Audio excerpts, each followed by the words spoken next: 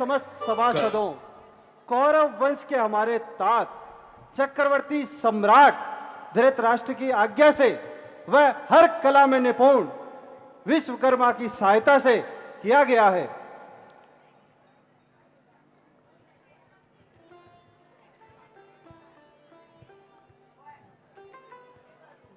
महाराज धीराज, धर्मराज युधिष्ठिर की जय हो। आपकी आज्ञा के अनुसार सारा कार्य विधि विधान से संपूर्ण हो रहा है। अतः इस विषय में किसी भी प्रकार की चिंता करने की आवश्यकता नहीं है।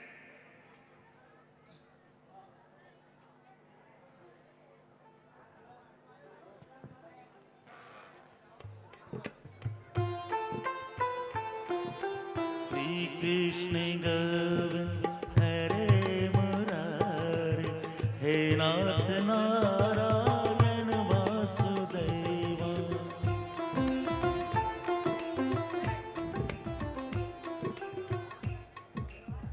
इंद्रप्रस्थ की इस राजसभा में आपका स्वागत है। वासुदेव श्री कृष्ण, स्थान ग्रहण कीजिए।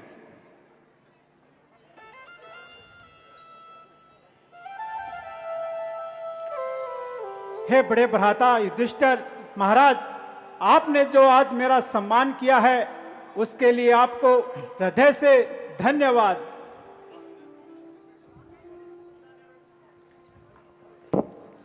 और पार्थ, बड़े विलंब से पधारने का क्या कारण हो सकता है?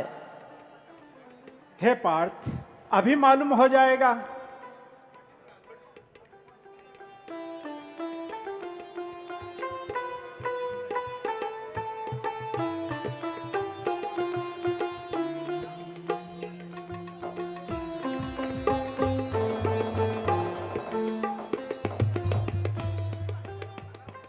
आप सभी को मेरा प्रणाम स्वीकार हो।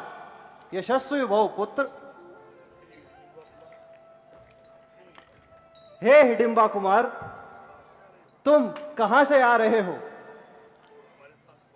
और हमारे साथ तुम्हारा इतना प्रेम भाव देखकर मैं तुमसे यह पूछता हूं कि तुम देवता, ब्राह्मण, गौ का कोई अपराध तो नहीं करते हो ना?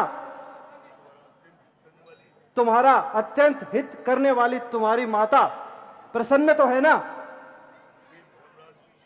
हे धर्मराज युधिष्ठिर, मेरे मामा के मारे जाने के बाद मैं राज सिंहासन पर बैठाया गया और दुष्टों और दानवों का दमन करता हुआ आपकी सेवा में उपस्थित हूं। मेरी माता हिडिंबा देवी सकुशल है और इस समय दिव्य तपस्या में लीन है, और उन्हीं की आज्ञा पाकर मैं आपसे निवेदन करता हूं कि आप मुझे किसी विशेष महत्वपूर्ण कार्य में नियुक्त करें। हो गया हूं खड़ा अब मैं, अपना सीना तान कर। जो भी आता है मुकब्बिल जाता है अपनी जान से। सहम जाते हैं देव और दानव मेरे कर्म प्रधान से।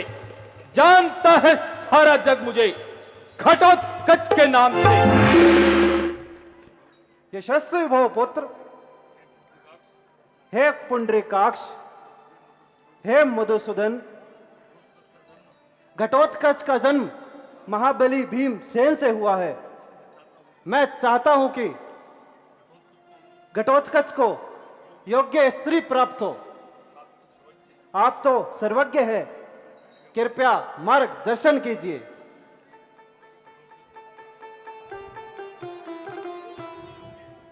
घटोत्कच के योग्य एक बहुत ही सुंदरी स्त्री है जो प्राग ज्योतिषपुर में निवास करती है। अद्भुत पराक्रम वाली मूर्त दैत्य की पुत्री काम कंटकटा है जो मुझसे युद्ध करने आई थी, जिसको महामाया कामाख्या ने अजय खड़क खेटक प्रदान किया हुआ है। महामाया ने जो कहा वो आप सब ध्यान सुने। महामाया ने कहा कि हे भद्रे, ये वासुदेव कृष्ण युद्ध में अजय है और तुम्हारे भावी ससुर भी है। महामाया के वचनों के अनुसार भीमनंदन घटोत्कच से तुम्हारा विवाह होगा। ये आश्वासन पाकर वो युद्ध से प्रस्थान कर गई और मैं अपने महलों में चली गई। अब समय आ गया है हमारे पुत्र घटोत्कच के फाणी ग्रहण संस्कार का। पर मोरवी की एक प्रतिज्ञा है। वो क्या प्रतिज्ञा है वासुदेव? यही कि बुद्धि से प्रश्न में जो उसे हरा देगा वही उसका पति होगा। मेरा पुत्र तो अभी अभी तरुण अवस्था को प्राप्त ही हुआ है, भला उसकी तीक्ष्ण बुद्धि कहां से आएगी उसको? हे भ्राता, घटोत्कच महाबली होने के साथ साथ तीव्र बुद्धि का भी धनी है। इसके 3 सेवक है, सूर्याक्ष, बालक्ष्य और महोदर। हे वासुदेव श्री कृष्ण, ये तीनों तो बस एक सेवक मात्र हैं। हे पुत्र, तुम चिंता न करो। पहले तो ये बताओ, इस विवाह के लिए तुम राजी तो हो ना? आप सभी का आशीर्वाद जब मेरे साथ है तो मैं मन, क्रम और वचन से आपकी आज्ञा शिरोधार्य करता हूं। पहले अपने पिता महाबली भीम से तो आज्ञा ले लो। हे वासुदेव, मैं आज्ञा ले लेता हूं। क्यों पिताश्री, आप सहमत हैं? हे वासुदेव, महामाया कामक देवी का वचन और आपका आशीर्वाद है तो फिर हमारा मतलब ही क्या है? मैं आज्ञा देने वाला कौन होता हूं? फिर भी मैं आपसे प्रार्थना करता हूं, जब मेरा पुत्र प्रयाग ज्योतिषपुर पहुंचे तो उसकी बुद्धि को अविलंब बढ़ा दीजिए ताकि उसका मनोरथ पूर्ण हो सके। भीम भैया, इसकी आप तनिक भी चिंता न करें। हे पुत्र, जब तुम मोरवी से प्रश्न करो तो मुझे याद कर लेना, तुम्हारी बुद्धि अविलंब ही बढ़ जाएगी। ऐसा ही होगा प्रभु। अब आप मुझे प्रस्थान करने की आज्ञा प्रदान करें। सुराक्ष, बालाख्य और महोदर, ये तीनों मेरे साक्ष्य हैं। काम कटंका को पाना ही अब आपके पुत्र का लक्ष्य है। हे सच्चिदानंद, हे श्री कृष्ण, आप बल बुद्धि ज्ञान के सागर हैं। मैं भी हूं घटोत्कच, जो पांडव वंश का अनुचर है। आपकी आज्ञा पाकर अब मैं प्राग ज्योतिषपुर को जाता हूं और काम कटंका को जीत कर लाता हूं।